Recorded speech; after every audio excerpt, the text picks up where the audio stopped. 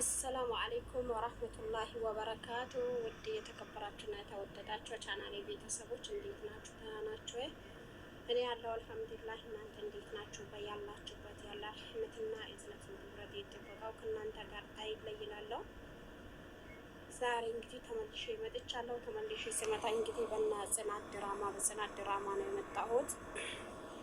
ቻናሌን ሼር፣ ሰብስክራይብ እያደረጋችሁ ከኔ ጋር አብራችሁ ቆዩ። እስካሁንም ድረስ ከኔ ላላችሁት ሁሉ ከልብ አመሰግናለሁ። አሁንም አብሮነታችሁ አንድነታችሁ እንዳይለይም ሼር፣ ላይክ ያደረጋችሁ ሰብስክራይብ ያደረጋችሁ ከኔ ጋር ቤተሰብ ሆኑ ይላችኋለሁ። ዛሬ በጽናት ድራማ መጥቻለሁ። 159 መጥቻለሁ።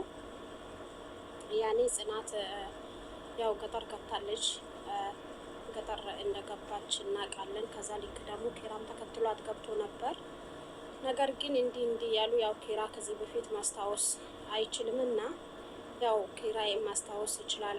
ተመልሼ አሁንም ገጠር ብሄድ በሚለው ነበር የሄደች የነበረው፣ ግን እሱም ተከትሏት ሄዷል።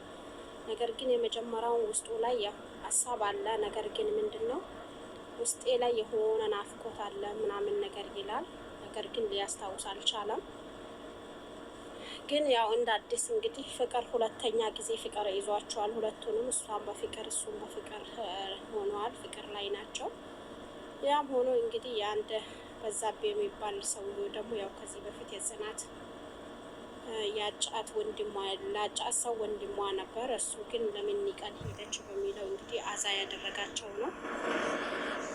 በጣም የተሳደበ ነው። የጽናትንም አባት በጣም ያው እንትን ብሏል። በእርግጥ ሴት ልጅ የወለደ አይደለም በድራማ ሴት ልጅ የወለደ ማረፊያ የለውም እና ሁላችንም እንደምናውቀው ነው። ምክንያቱም ሴት ልጅ ያው ካፈቀረች ያው ወላጆቿን ያው እንትን አትልም እንደምታውቁት።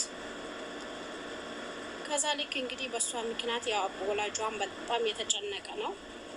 እንዲህ ያሉ እንግዲህ ያው ኒናም ተከትላ ወደ ገጠር ገብታለች። ኒና እዚህ ጋር ያኔ የኪራ አባት ብቻ አላቅም እሱ ልጅ ነኝ ነው የሚለው የመጣው ልጅ። ነገር ግን የኪራ አባት የወለደኝ ነው ያኔ እናቴን አስረግዟት ከዛ አላቅሽም ብሏት ጥሏት ጠፍቷል።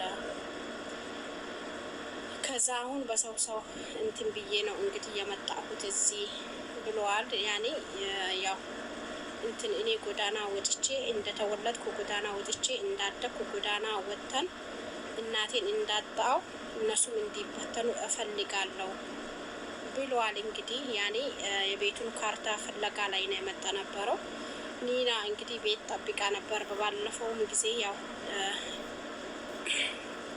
እነ ኪራ ገጠር በሄዱበት ጊዜ ጠብቃ እሷ ነበረች። አሁንም ልክ እንደዛ እሷ ናት። ያም ሆኖ በጣም አዛ አደረጋት። በጣም ተጨነቀች፣ ከልክ በላይ ተጨነቀች። በጣም የካርታ የታለ ያለ በጣም ያስጨንቃት ነበር። እሷ ግን አላቅም ያለች ነበር። የጽናትና የኪራን እንትን ምንድነው ቃላቸውን አልበላም እነሱ አምኖኝ ከጎዳና አንስቶ እስከ አስጠጉኝ ድረስ እኔ እንትን አልልም ብላለች። ከዛ ልክም ደግሞ ያው ካርታው የት እንዳለ አታውቅም። ነገር ግን ያው እሱ ግን ምንድነው ያለ ላዚም ማግኘት አለብኝ፣ ላዚም እነሱን እኔና አንቺ ተባብረን የድርሻሽን እሰጥሻለሁ፣ እንትን ካርታው ባለበት ፈልገን ካርታውን እንሽጣው ያላት ነበር። ከዛ እሷ ደግሞ ያው እኔ አላቅም በጭራሽ አላቅም ምናምን ነገር ብለዋለች። እውነቱም ምታውቅ አልመሰለኝም፣ አላቅም። በዛ ምክንያት እንግዲህ ያው እሷም ጤላ በጣም አዛ ሲያደርጋት ጊዜ በጣም ሲያስጨናንቃት ጊዜ ጓደኞቿም እንድትገናኝ ተገናኝታለች። ነገር ግን የማውራት ነፃነቱን አልሰጣትም። ምክንያቱም ኒና ያው ድሮም ያው ለወሬ እንግዲህ እንደምታውቋት ናት፣ በጣም ወረኛ ናት።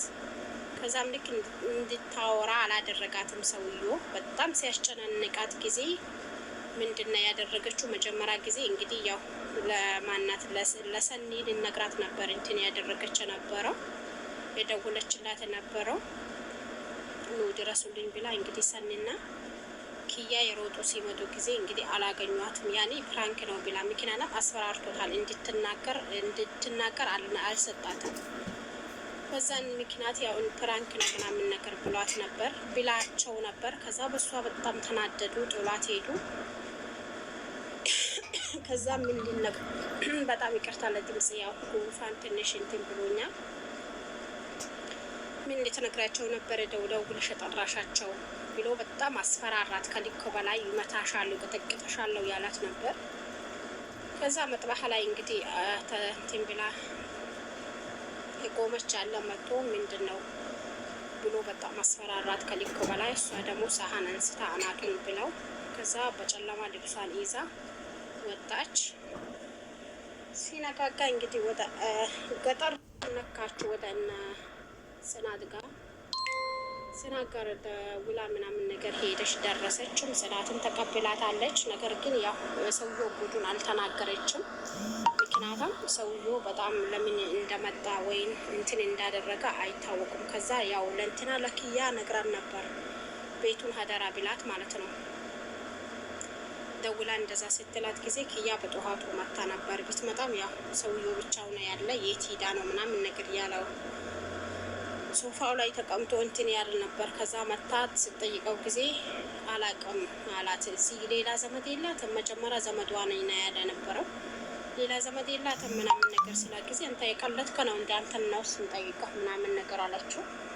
ስትለውም ጊዜ ያው እኔ ምንድን ነው አልነገረችኝም የት እንደሄደች። ምናልባት እኔ በእናቷ በኩል ነው እንጂ በአባቷ በኩል ሰው ካላት ብዬ ነው አላት። ከዛ እንደዛ ያለ እንግዲህ ያው የሚገባበት አቶ ወደዛ ተንጎራደደ ያለ በስተመጨረሻ ላይ ደረጃ ላይ ወርዶ እንግዲህ ጭሱን ያጨሰ ያለ እሷ ምግብ ምናምን ነገር ሰርታ ኪያ እንዲበላ ልጠራው ሄደች።